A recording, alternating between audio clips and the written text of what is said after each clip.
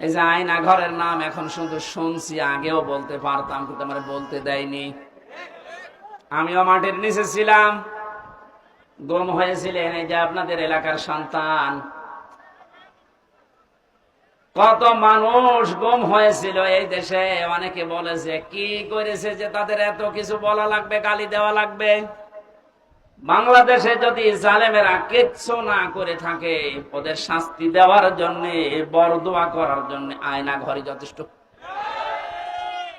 আপনি শুধু নাম শুনেছেন, এই যে বাস্তবতা কত নির্মম। একটা পশুর সাথেও মানুষ এত নিকৃষ্ট আচরণ করে না।